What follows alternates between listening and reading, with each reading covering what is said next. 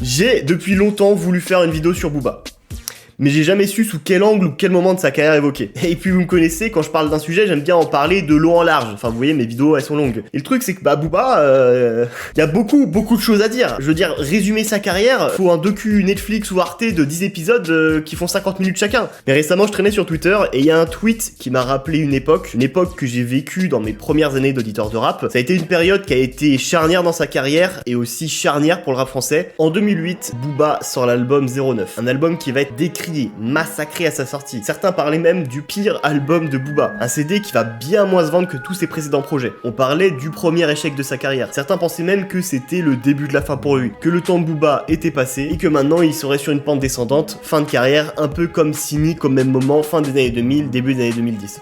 Voilà. Salut mon pote. Et si t'as jamais écouté cet album, tu te dis mais attends mais qu'est-ce qu'il a cet album 09, il est vraiment si mauvais que ça. On est en 2022 et aujourd'hui, qu'est-ce que vaut cet album? Qu'est-ce que vaut 09? Est-ce qu'il a bien vieilli ou est-ce que l'inverse, il est vraiment éclaté? Est-ce que cet album à son époque a eu un traitement injuste? Et même globalement, est-ce que 09 est vraiment le pire album de Booba? Eh bien, on va voir ça. Mais avant toute chose, pour tous les ratpics qui regardent cette vidéo, j'ai un truc qui pourrait vous intéresser pour rester anonyme sur internet quand vous cherchez des photos de Booba bien torse nu, bien torse huilé, pour vous Bumblebee le Megatron, et bien cette chose, c'est CyberGhost VPN. C'est eux qui sponsorisent la vidéo d'aujourd'hui. Enfin, celle-ci comme toutes les autres en fait. Comme je pense que personne ici ne sait ce qu'est un VPN, je vais vous expliquer brièvement. Un VPN, c'est un réseau privé virtuel. C'est un petit logiciel très pratique qui vous permet de vous connecter depuis des adresses IP à l'étranger. Savez-vous que Thor Love and Thunder est disponible sur tous les Disney+ du monde, sauf celui de France? Eh bien moi, j'appelle ça du racisme. Et pour mettre fin au racisme, il y a CyberGhost VPN, qui vous permet d'accéder à ce super film en vous géolocalisant n'importe où sur cette planète. Et je dis ça premier degré, moi j'ai adoré Love and Thunder.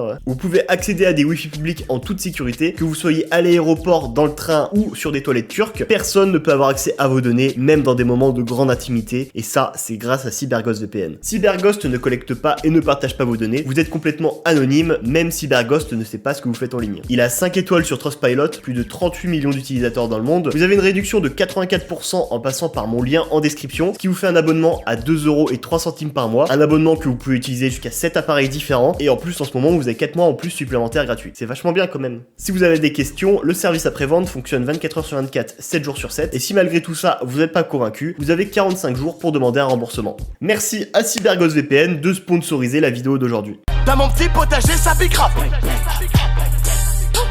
Du melon, de la tomate, la betterave.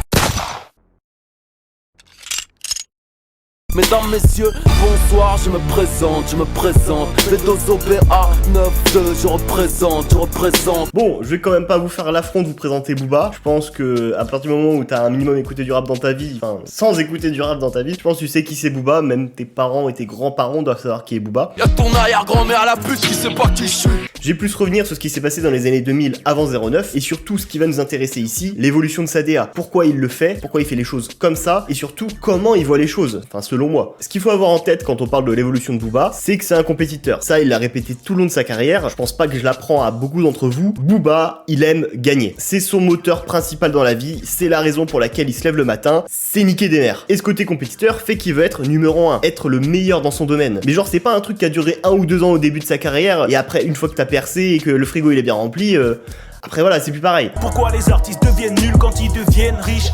Non, lui, c'est tout le long de sa carrière, sur plus de 20 ans, 25 ans même. C'est dans son ADN de vouloir gagner tout le temps.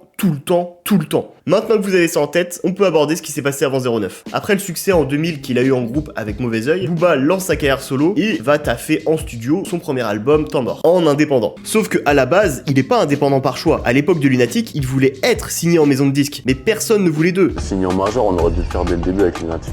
On est parti en indépendant parce qu'on n'a pas eu le choix. Mais à la base, on a démarché les majors. Personne n'y croyait. Moi, je connais les producteurs, ils ont été voir tout le monde. Non, c'est vraiment très bien, mais ça ne nous convient pas pour l'instant. Sûrement pour des raisons de texte trop violents, trop hardcore, on les accusait de faire l'apologie du crime. Et pour la sortie de son premier album, il a fait le choix de rester chez 45 Scientifique, le label indépendant sur lequel est sorti Mauvais Oeil de Lunatic. Et tu sens que sur Temps mort, il a gardé une certaine rancœur contre les maisons de disques. De la belle, Sony ou Virgin, vous comprenez mon style n'a pas besoin de vigile. Je dois marquer mon territoire, on veut m'empêcher de pisser. J'arrive sur toi plus vite que les ragots. On m'a dit ok, si tu t'auto-censures, nique ta mère. Ici c'est noir amer comme un café sans sucre. Puis s'écoute ça, ouais nous on shoot ça. En plus signer parce qu'on est suspect, nous on suce pas. Et être indépendant à ce moment-là, c'est pas stylé comme aujourd'hui. Même si avec Lunatic à l'époque, ils ont réussi à avoir l'un des premiers disques d'or en indépendant de l'histoire en France. Premier c'était Assassin 96. Être indépendant à l'époque, c'est souvent synonyme de ne vendre que dalle et de survivre avec des petits concerts à droite à gauche que tu vas faire en France, dans des salles obscures. Et tu peux te demander pourquoi c'était aussi chaud quand t'étais indépendant. Être indépendant signifiait 99% du temps ne pas passer en radio. Et si tu passais pas en radio ou à la télé, les deux seuls moyens de te faire connaître et de faire connaître ta musique au grand public, bah t'existais pas. Et c'était principalement les maisons de disques qui négociaient les deals avec les radios pour être diffusés. Et on parle d'une époque où les passages radio représentaient potentiellement des dizaines, voire des centaines de milliers de ventes potentielles pour un artiste. Des carrières se jouaient avec la radio. Les radios, ils avaient énormément de pouvoir. Et 90-95% du temps, si tu passais pas en radio, tu passais pas à la télé. Tes clips ne passaient pas à la télé. Et malheureusement, Laurent Bounot, qui est à la tête de la programmation de la seule radio rap diffusée partout en France, a pendant longtemps fait la pluie et le beau temps dans le rap français. Et du coup, t'as les artistes qui venaient faire écouter leur album à Laurent Bounot en avance pour qu'il choisisse quel single. C'était lui qui choisissait les singles qui allaient passer en radio. Et il y avait des morceaux, s'ils lui plaisaient pas, il demandait à l'artiste de le retravailler pour que ça convienne à la radio. Enlever peut-être des mots trop compliqués à passer en radio, à retravailler peut-être la musicalité, que ce soit plus mélodieux. Laurent Bounot, c'était le directeur artistique des fois de certains rappeurs. Et les rappeurs, pas le choix, ils devaient se plier, sinon ils passaient pas en radio. Ce qui signifiait voir leur vente divisée par 100, facile. Très souvent, les rappeurs étaient les putes à Laurent Bounot. Ah oui, non mais on peut le dire. Laurent Bounot a été le Mac du rap français pendant de nombreuses années. Ce qui fait que quand Booba, à ce moment-là, il sait qu'il va devoir continuer en indépendant comme à l'époque de Lunatic, bah c'est clair que dans sa tête, il se rend compte que le niveau de difficulté là, il va être très très élevé. Être indépendant, c'est pas le chemin le plus facile, mais bon, avec Lunatic, ils ont réussi à avoir un disque d'or. Et être indépendant, on va pas traîner ça comme un boulet, à l'inverse, on va en faire notre force. Les portes fermées, mon destin est propre à l'autoprod. C'est bandant d'être indépendant. En 2002 sortira Temps Mort, qui est encore jusqu'à aujourd'hui considéré comme l'un des meilleurs albums rap de l'histoire, si ce n'est le meilleur pour certains. Un flow qui va révolutionner tout le rap français de l'époque jusqu'à aujourd'hui. Dans la technique et dans l'écriture, il va atteindre des sommets quasiment jamais égalés depuis, au point où certains auditeurs ne vont jamais s'en remettre, restant bloqués dans cette époque-là, détestant ou méprisant tout type de rap qui ne met pas la technique ou le fond à l'honneur, et qui vont passer les années qui vont suivre à se lamenter, voire détester l'évolution de Booba, parce qu'ils auraient voulu absolument qu'il rappe comme ça tout le long de sa carrière. Sauf que comme j'ai déjà dit plus tôt, Booba c'est un compétiteur. S'il rappe comme ça à ce niveau-là en 2002, c'est parce que c'est ça être le meilleur. Ça passe par les textes, l'écriture et le flow avant-gardiste. Et le pire c'est qu'il te fait ça avec une sorte de nonchalance en mode c'est trop facile. Alors que la gymnastique d'écriture derrière, tu t'y penches 5 secondes, c'est un truc de zinzin. C'était juste un puzzle de moi de penser que le hip-hop français repose en paix. Et c'est comme ça qu'il va te faire Temps Mort, l'un des plus grands albums de l'histoire du rap français, qui passera pas sur Skyrock, parce qu'il n'y a pas de tube. Enfin ça, et aussi parce qu'il était un peu trop violent, vulgaire. Je pense qu'il y a un moment, dans l'époque actuelle, je pense que c'est important, une radio comme Sky, qui est un média assez large, assez populaire et large, c'est important qu'on se pose ces questions, ouais. C'est pas de l'autocensure, c'est de la responsabilité, je pense, avant tout. Sur ce parcours musical, c'est quand les moments qui ont été les plus durs? Les plus durs, bah le début, quand tu ne joues pas à la radio, déjà. Moi? Ouais. Enfin toi, dans Skyrock, passez pas à ma musique. Et ça c'est un truc qui va marquer Booba, mais pour tout le long de sa carrière. Parce que Booba il veut être riche en fait, il veut être pété de thunes, ça c'est son objectif, parce que bah la liberté et tout ça. Ma définition, j'en veux toujours plus. J'attends pas leur putain de paye, leur putain de puce. On va changer d'hôtel pour aller dans un moins bien. Bah, moins bien, pas moins bien, mais moins cher. Sinon, ouais. Moins bien. Sauf que pour avoir plein d'oseille, bah dans le rap faut être une star, une putain de star. Et apparemment être le meilleur dans mon domaine c'est pas suffisant pour être une star et être diffusé en radio. Et bah écoute, on va jouer leur jeu. Bon je vais pas toucher à mes textes parce que voilà, s'ils veulent des tubes, et bah on va leur donner des tubes. Je vais faire un putain de tube et je vais être passé dans cette radio, crois-moi. Et c'est ce qu'il va faire. En fin d'année de 2002, il va sortir la réédition de Temps Mort et dessus il y aura le titre Destiné en featuring avec Kaina Samet. Et là on est sur un putain de tube. Là on va être passé en radio. Tu peux pas contrôler ma destinée. Et là où dans les premiers mois de la sortie de Temps Mort, ça va être principalement les kiffeurs et les connaisseurs de rap qui vont écouter Booba, et bah à la sortie de la réédition où il y aura le tube Destiné qui passera en radio, enfin sur Skyrock, et bah là ça va être le grand public qui va découvrir Booba. Et là cette fois-ci la SACEM et les chiffres de vente, c'est plus la même chose. Et ça Booba, bah, il l'aura bien compris. C'est pour ça qu'en 2018, quand Damso, qui était encore à l'époque signé sur le label 9 de Hit Booba, quand il te sort l'album Lithopédion, un album qui est bon, voire très bon, enfin ça c'est selon les goûts et les couleurs, un album qui va te faire triple disque de platine, qui va aujourd'hui je crois c'est plus de 400 000 ventes, il y a de grandes chances que sur long terme il fasse disque de diamant, et bah Booba, avant la sortie de l'album, il était pas content. Pourquoi ? Parce qu'il n'y a pas de single. Il l'a écouté avant l'album, il n'y a pas de single. Pourquoi il n'y a pas de single? Il n'y a pas de tube là. Ça le fait chier. Parce que pour lui, pas de single égale pas de passage radio. Pas de passage radio égale moins d'exposition égale moins de vente égale moins d'argent. C'est tout. Je viens d'acheter 2 ans mai avec l'argent d'Ipséité. Et c'est là que tu vois que l'histoire avec Temps Mort, je pense que ça l'a matrixé marketingment parlant, et que là, pour lui, ou même pour tous les artistes qu'il a gérés, il veut des tubes. Il veut des tubes à un moment donné dans l'album, parce que sinon pas de passage radio. Et c'est là que tu vois la totale divergence de direction artistique entre un Booba et un Damso, l'un qui va résonner comme une maison de disques, et l'autre qui va résonner comme un artiste jusqu'au boutiste dans sa musique. Et je pense que ça a joué dans le fait qu'ils se sont embrouillés quelques mois après la sortie de cet album-là. Pour le second album de Booba, va y avoir du changement. Là on est en 2004, le rap en France ça a une quinzaine d'années, et il y avait déjà une énorme différence entre la manière de rapper au début des années 90 et au début des années 2000. Dans mon quartier la violence devient un acte trop banal, alors va faire un tour dans les banlieues, regarde ta jeunesse dans les yeux. Mon quotidien, bifton, shit, baston, je me relaxe à ma façon pour la seule et bonne raison. Et dans son logiciel interne, pour être et rester le meilleur, Booba il le sait, il faut au minimum suivre les tendances et au mieux être précurseur. Être à la traîne, c'est risquer d'être un gars, et ça c'est la mort d'un artiste dans le rap. Et là où la majorité des gens pensaient que le prochain album de Booba allait être dans la suite, dans la lignée de Temps Mort, eh ben il a pris plein de gens à contre-pied. Parce que Booba regarde et regardera tout le long de sa carrière ce qui se passe aux États-Unis. Et il prendra ce qu'il juge être le mieux musicalement. Parce que pendant longtemps, et ça a été vrai pendant une large période, on disait que le rap US avait 10 ans d'avance sur le rap français. Et après Temps Mort qui est sorti en 2002, en 2003, il y a un album qui va sortir aux États-Unis, qui va être un raz-de-marée, mais un raz-de-marée mondial. On parle d'un des plus gros albums de l'histoire du rap. Un album qui va influencer énormément de monde, dont Booba. Et cet album, c'est Get Rich or Die Trying de 50 Cent.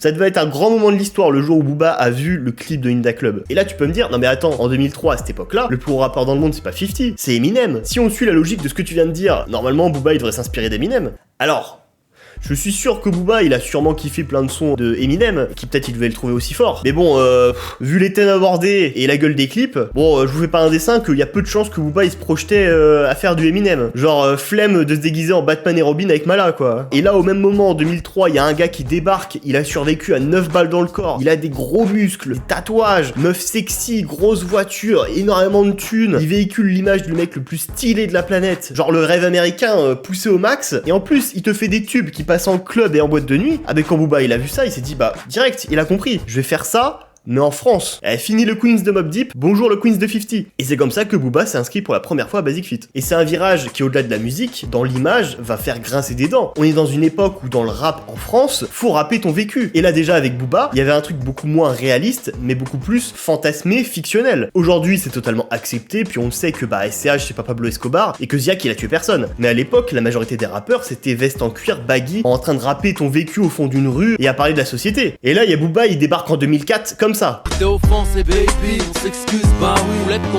boule, c'est de la boulette, je t'aime tant baby.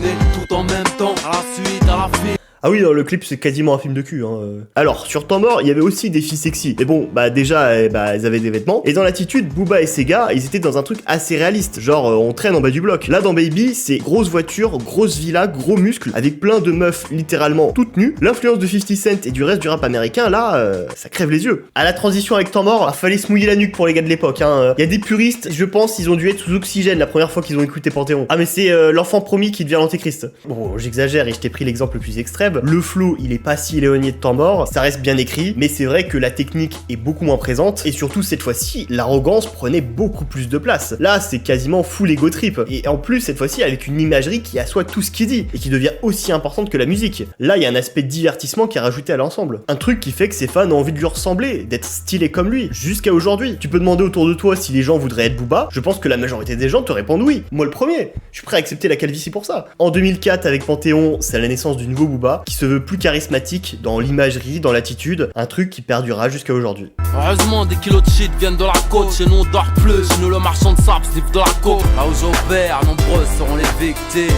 que des numéros 10 dans ma team. Numéro 10 passera en radio, avant de partir aussi je crois. C'était un peu la tentative de refaire le tube Destiné, mais je trouve que le truc est raté, hein. Tout fait mauvais goût sur le son aujourd'hui.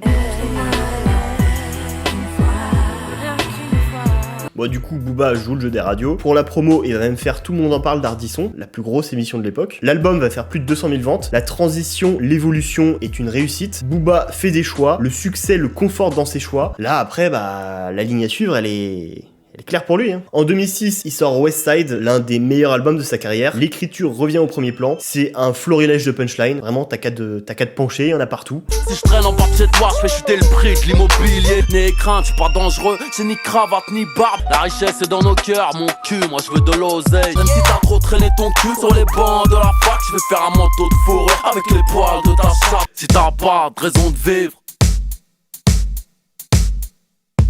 trouve une raison de crever. C'est un album qui est très varié musicalement. T'as la reprise de Mistral gagnant avec Pitbull, t'as un côté légèrement rock avec Couleur Ébène. C'est deux morceaux émotionnellement assez chargés, hein. L'un qui parle de son enfance, l'autre qui parle de la condition des Noirs en France. Tout commence dans la cour de récréation.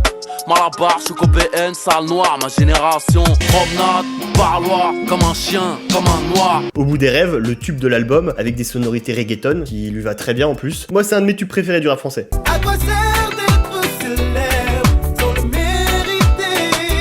Et musicalement, c'est l'album où il va totalement embrasser les sonorités à la 50 Cent. Et introduire en France le banger. C'est-à-dire des titres rappés premier degré, c'est-à-dire qu'il n'y a pas d'humour, pas de second degré, pas Je danse le Mia ou Tonton du Bled, c'est vraiment rappé premier degré, pas de chant non plus, et c'est des titres qui tapent, des titres qui pètent, d'où leur nom, un banger, et qui passent en club. 50 Cent, il avait Inda Club, Booba, il aura Boulby et Garde la Pêche.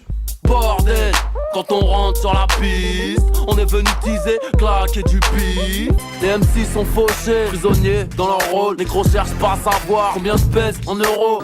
Tu vois, je fais du son dansant moi. On peut danser sur le...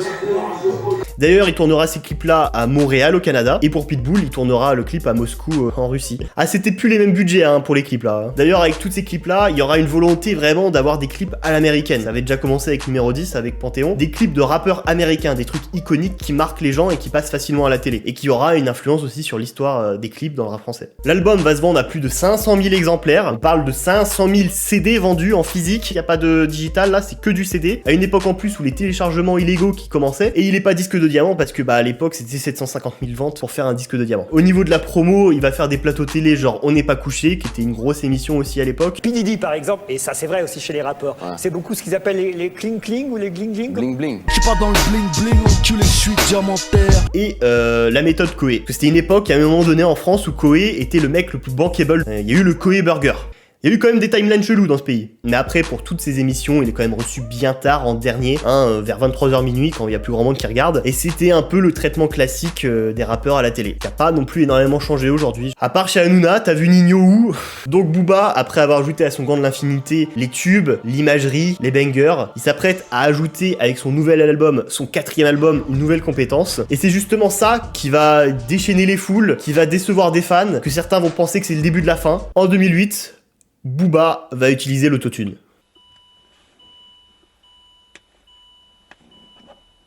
Qui remet ça devine. À l'horizon, toujours d'eau, 3 jours d'eau, 3 jours d'eau, 3 jours d'eau.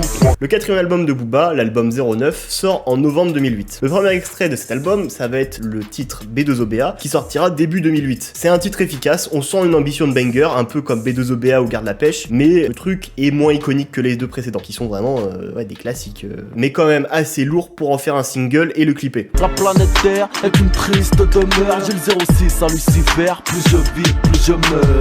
Mais pour X raisons, le clip est retiré d'internet et ne sera pas diffusé à la télé ni à la radio, alors que très clairement il aurait pu, hein, c'est un très bon titre, encore aujourd'hui, c'est un très très bon titre. Personnellement, je pense qu'en cours de route, il a voulu revoir sa stratégie de communication, et il s'est dit, je vais pas revenir comme mon habitude avec un titre rappé, qui tape, etc., genre banger, un peu comme Boulby ou Garde la Pêche, je vais revenir avec un truc sur lequel les gens ils m'attendent pas, un truc qui va faire réagir les personnes. Et c'est en juin 2008 qu'il va sortir le titre Illégal. La spécificité du titre, c'est qu'il est autotuné, il a un refrain avec de l'autotune, en plus avec une sorte de prod électro, et que bah les gens, tu voulais de la réaction, tu vas en avoir. Un prof m'a dit, qu'est-ce que tu veux faire quand tu seras grand, Renoir?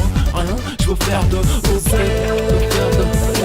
Alors les retours seront mitigés, il y a des gens qui aiment bien, il y a des gens qui aiment pas, voire des retours hostiles, il y a beaucoup de gens qui détestent, vraiment, parce que pour la majorité des gens, c'est la première fois qu'ils entendent un rappeur français connu utiliser l'autotune. Tu vois l'hostilité d'une partie du public rap qu'il y a eu au milieu des années 2010 quand Jul, SCH, PNL sont arrivés avec de l'autotune et que le truc commençait à se normaliser. Bah imagine pour Booba en 2008 quand c'est le premier à le faire. Il y a eu des retours assassins, 4 mois après la sortie du premier single de son futur album, il participe à un concert qui s'appelle Urban Peace 2. Et en gros, Urban Peace 2, c'est un concert où une dizaine de grosses têtes d'affiche de l'époque font un concert en commun et chacun à leur tour alterne, joue quelques chansons. Et du coup, quand arrive le passage de Booba, commence à jouer une chanson et il y a des gens au premier rang qui l'insultent. Et ça, c'était le cas pour tous les rappeurs qui passaient. Dès qu'il y avait un rappeur qu'ils aimaient pas, il y a des gens au premier rang qui insultaient, qui faisaient des trucs. Sauf que Booba, lui, il a pas fait comme les autres à ignorer, il a réagi. Attends, coupe le son.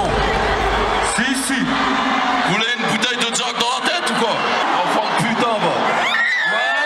Tu vas essayer de m'acheter des trucs. Si, ils sont hâles. Ouais, gros. Hein?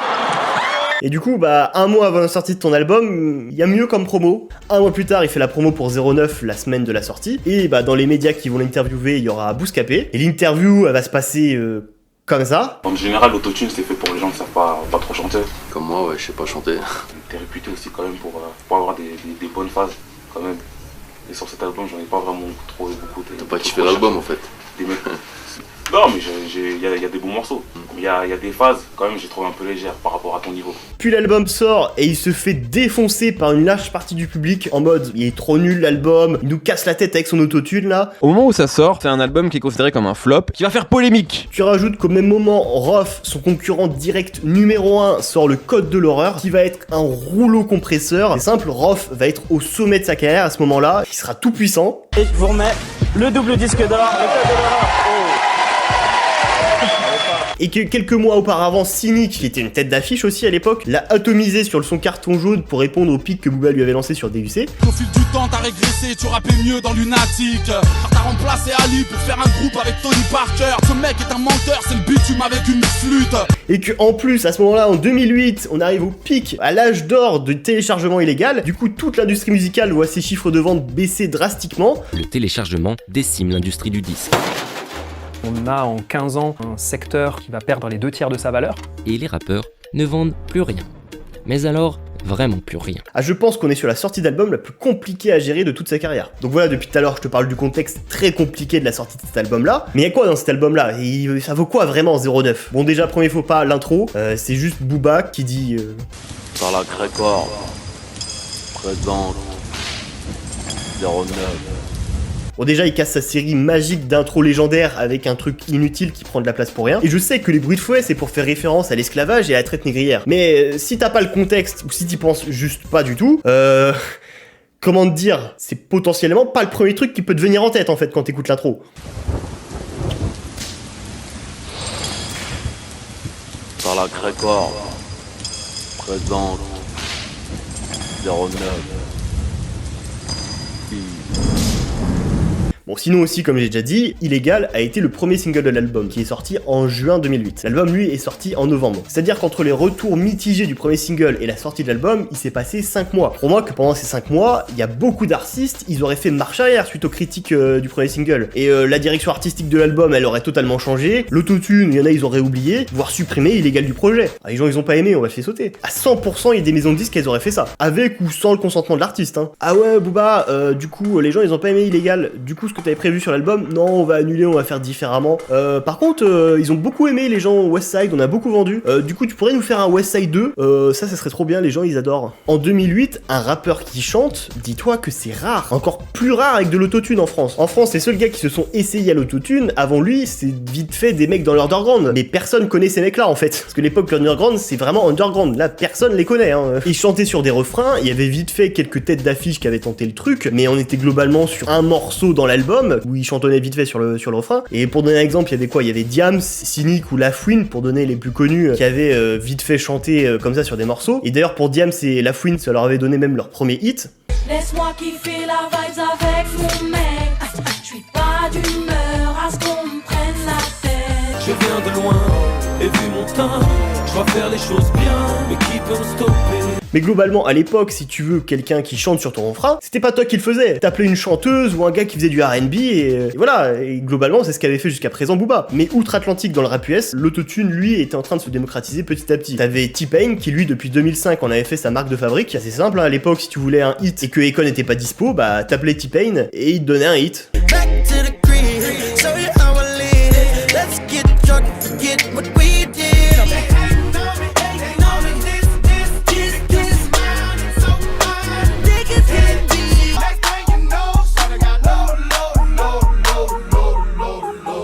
Il y avait Lil Wayne aussi qui utilisait l'autotune, T.I., Kanye West, mais à part ce dernier, bah tous ceux que je viens de te citer, ils avaient un point commun, c'est qu'ils venaient tous du sud des États-Unis. Et le style musical que faisait tout ce beau monde, ça s'appelait le Dirty South. Dirty South.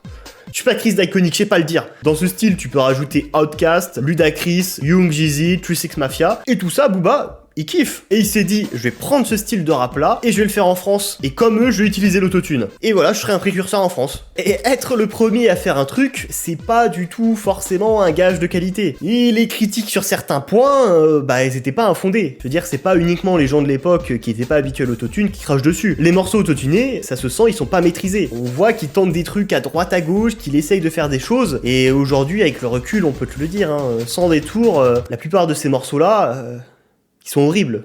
Ils sont horribles. On veut qu'elle vienne, peu importe ce qu'il me haïsse. On veut qu'elle m'aime. Sourire peu secret, pourtant je suis filmé. Rebelle, moderne, j'en ai rien à foutre du bimé. Vous baisse tous à l'aise. Tu vas faire de la 8, t'es trop gay, tu veux jouer les balaises.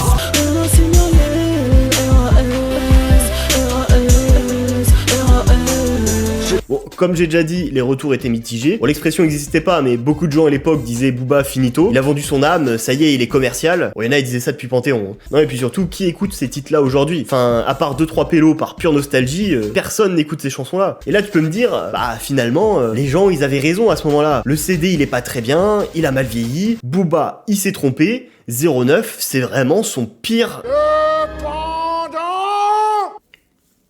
Ah oui, au fait, j'ai oublié de te parler d'un truc. Ah bah c'est du reste de l'album en fait, parce que y a pas que de l'autotune sur cet album. Booba, il a pas fait un virage artistique où ça y est, il a fait de l'autotune son seul cheval de bataille et maintenant il se prend pour Chris Brown. Non, et bah il va continuer à faire ce qu'il faisait avant, c'est-à-dire être un bête de rappeur. Et là, rien à voir avec les titres que j'ai évoqués avant. Enfin, à part B2OBA qui est excellent, bah t'as aussi Easy Money, Garcimore, le titre éponyme 09 et les autres singles de l'album, Salade Tomate Oignon et Game Over, les deux qui ont été clippés. Et tout ça, c'est fort. C'est très fort. C'est des masterclass en fait. Je te souhaite la mort sans aucun souci. Je parle gros bras. Je suis Garcimore avec un Uzi.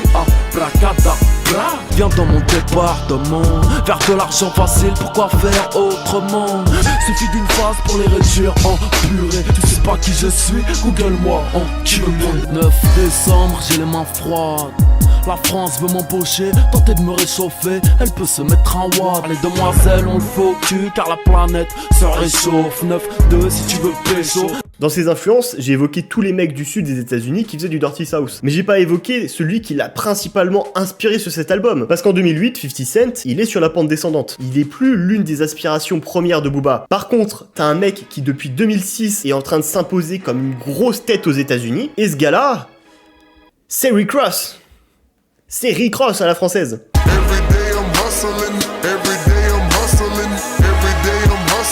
Là où 50 véhiculait l'image du mec le plus stylé de la planète, Rick Ross c'est autre chose. C'est la mentalité du hustler, du mec qui s'est fait tout seul pour devenir un boss. Et ça forcément ça parle de fou à Booba. Dès 2007, il va faire sur l'Autopsie Volume 2 un remix du titre Hustlin' de Rick Ross. Qui veut tester, négro, les hautes scènes, c'est mon réseau. Bentley noir, j'entends 22, c'est P2O. Et d'ailleurs dans les années qui suivront, il aura même son feat avec Rick Ross en 2012 sur l'album Future.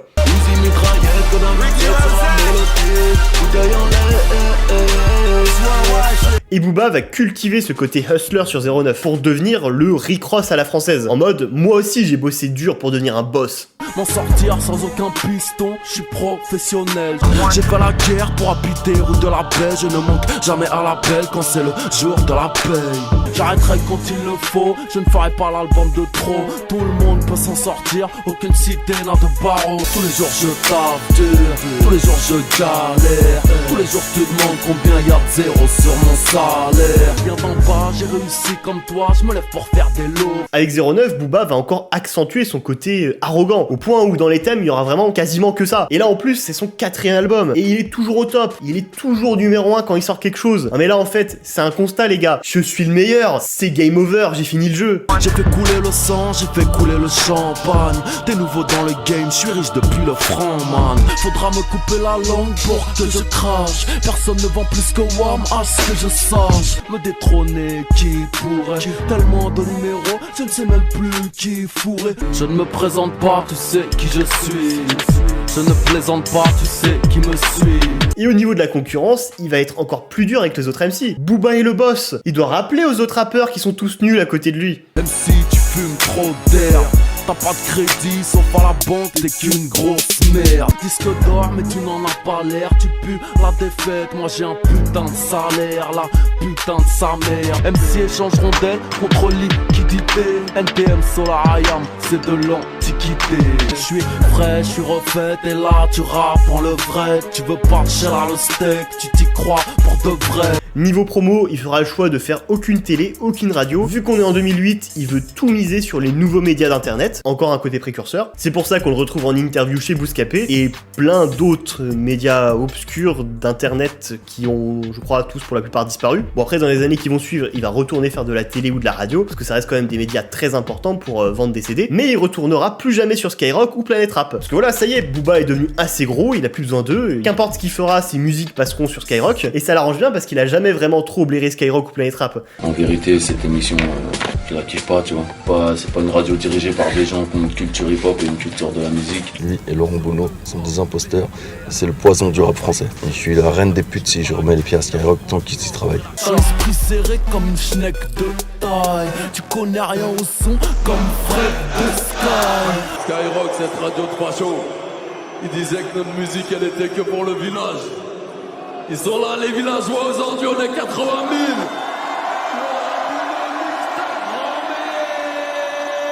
Il va pas faire de télé pour la promo de cet album, mais un an auparavant, il va faire la Star Academy, qui était la plus grosse émission musicale de l'époque, et il va te jouer au bout des rêves en live sur TF1. À quoi sert d'être célèbre sans le mériter? J'ai toujours la vérité pendue au bout des lèvres, et le passé me suit de jour comme de nuit. Je sais pas dans quel état je vais arriver au bout de mes rêves. Et quand il repart, enfin tout le monde pousse un soupir de soulagement, mais en fait, lui il dit mais c'était normal que ça se passe très bien. Et c'était la première fois qu'un rappeur street, hardcore, violent, enfin définis-le comme tu veux, mais en tout cas c'est comme ça que TF1 le voyait, passait là-bas. Enfin je veux dire, il y avait bien Diams qui était passé quelques années auparavant, mais elle avait déjà fait son virage artistique et sa musique était déjà plus ouverte. Et les gens la voyaient déjà comme la bonne copine, marrante, rondouillette, voilà la rappeuse pour toute la famille. Pour Booba, c'était une putain de victoire de passer là-bas avec l'image qu'il a, et qui assoit encore plus son prestige. Mais c'est genre, je suis tellement gros, tellement imposant, que même hardcore, je passe sur TF1. Et ça va totalement servir son ego trip sur 09. Avant de rentrer dans le rap,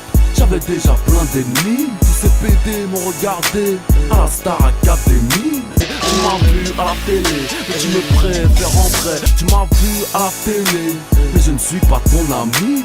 Sur 09, on est sur un album avec des influences North et South, des refrains autotunés, un univers très hustler, arrogant, boss du rap game, et ce mélange-là, pour une tête d'affiche en France, c'est totalement inédit. On n'avait jamais vu ça avant lui. Alors oui, les titres autotunés sont globalement ratés, l'écriture est beaucoup plus simple que sur Westside, les thèmes abordés sont pas très variés, les feats sont globalement ratés, ils sont pas très bien, et les prods, elles sont pas glorieuses non plus, et bon ça là-dessus pour les prods, c'est tout le rap français de cette époque-là qui avait... c'était l'apogée du mauvais goût en France, les beatmakers, je sais pas, c'était horrible.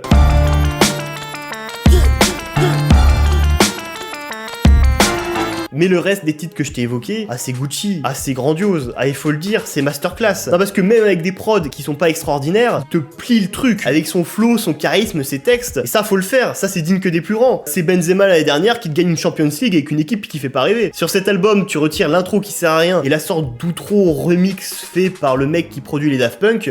Moi je suis crêpe. gagne ou sois vaincu. Marche ou crève, gagne ou sois vaincu. Ouais, Booba il a tenté des trucs à ce moment-là, bah ça te fait une bonne moitié de morceaux qui tuent, des masterclass quoi. Et ça, malgré tous les défauts qu'on a reprochés à cet album-là, bah ça en fait un bon, voire un très bon CD. Factuellement, il y a des rappeurs, ils auraient sorti le même truc à ce moment-là, on aurait parlé de masterclass. Ça aurait été leur meilleur projet. Sauf que là, bah c'était Booba. Et les attentes, elles étaient grandes.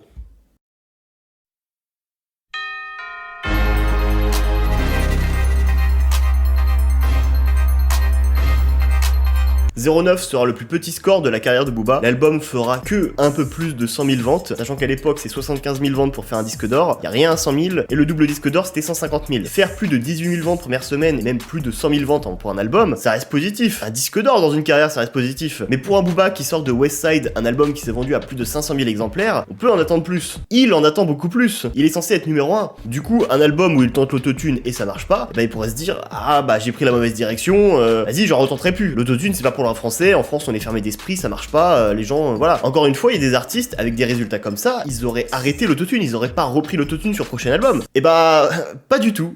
Booba va continuer à utiliser l'autotune sur ses prochains albums. Le suivant c'est Lunatic, ça sort en 2010, et dessus il va y avoir Ma Couleur, Comme une étoile, Killer, et tout ça c'est des singles qui sont mieux maîtrisés, qui vont passer en radio, même s'il y a une part du public qui reste hostile à l'autotune, cette fois-ci, la majorité des retours sont positifs. Booba en travaillant a trouvé sa manière d'utiliser l'autotune. Je suis un killer,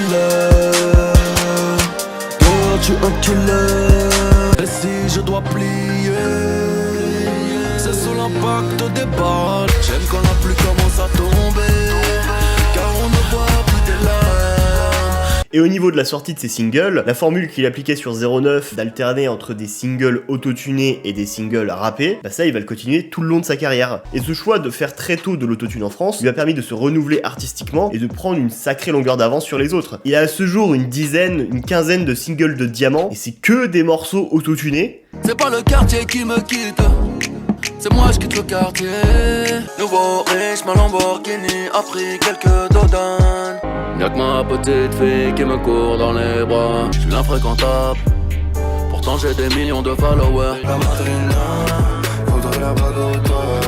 Elle est restée plantée à attendre que je demande pardon. Tu m'aimes, c'est ton problème, ce n'est pas le mien. Un cheat code pour la crypto, mettez-moi de Mona Lisa. Et il continue encore aujourd'hui à te sortir des singles très pertinents qui sont diffusés en radio et qui te raflent encore des singles d'or, de platine, et encore peut-être sur le long terme qui vont peut-être devenir des singles de diamant. Et je sais pas si vous vous rendez compte, mais à son âge, c'est pas normal. Normalement, il devrait être has-been comme Rof ou tous les autres mecs de sa génération en fait. Et pas du tout, non, vas-y, je te sors encore un tube qui a passé sur Skyrock et qui va encore faire des millions de streams. Leur seule victoire c'est ma chute. Chaque fois que je suis tombé, je me suis relevé. Les yeux fermés, c'est le même noir. Au mitard qu'au Plaza Athénée. Si j'ai acheté une Ferrari, c'est pas pour frimer, c'est pour aller vite. Quand on n'aime pas on tue, quand on aime on châtie. Souviens-toi des vrais, quand ils seront partis. Après, pour en revenir à 09, plus tard, il était pas dans le déni de ce qu'il avait fait à l'époque. Il reconnaîtra lui-même que ce qu'il avait tenté en single autotuné sur 09, bah, c'était globalement pas bon et qu'il maîtrisait pas la chose. Je voulais parler d'un disque, le 09, qui a été critiqué, enfin...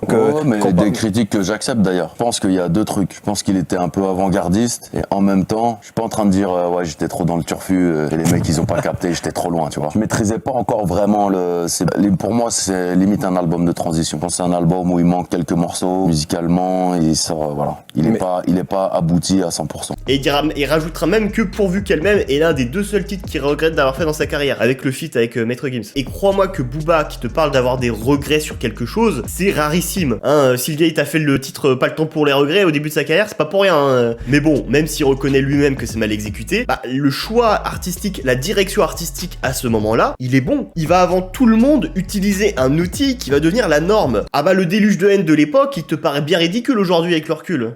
Dans la bouche et l'autre dans le croissant de lune. Puis 09 il critiquait mais on tous saigne l'autotune. L'autotune, c'est un outil qui a permis au rap français de s'ouvrir musicalement, de passer plus facilement à la télé, à la radio, de générer des millions de vues sur internet. C'est un outil qui a permis à des rappeurs d'avoir une carrière. T'sais, sans l'autotune, PNL ça existe pas en fait. T'sais, ils ont essayé à l'époque à Demo NOS de percer dans le rap en rappant. Ça n'a pas marché hein. Et c'est à partir du moment où ils se sont mis à deux et qu'ils ont utilisé l'autotune que là ça appartient à l'histoire. Là ils sont rentrés dans la légende. J'adore faire des jeux de mots. Et ça nous a donné l'un des plus grands groupes de l'histoire du rap français. Si ce n'est le plus grand groupe de l'histoire du rap français. Bref, l'autotune a permis aux rappeurs de chanter, ce qui changea le visage du rap français, de l'industrie musicale même à jamais. Et le premier rappeur français connu à l'utiliser, eh ben c'est Booba sur 09. Et pour répondre à la question, est-ce que 09 est son pire album?